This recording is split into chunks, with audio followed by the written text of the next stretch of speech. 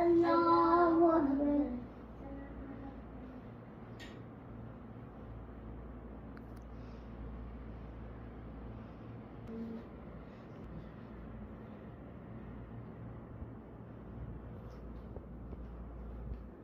আমার বাচ্চারা দোয়া করতেছে। এখন বাংলাদেশের অবস্থা খুব খারাপ, বন্যা বন্যা প্লাবিত হয়ে মানুষজন অনেক কষ্ট করতেছে।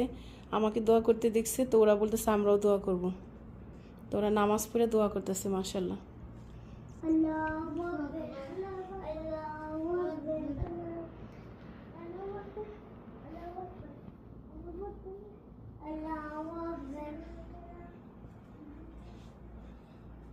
উনি তো সালামও ফিরাই দিল।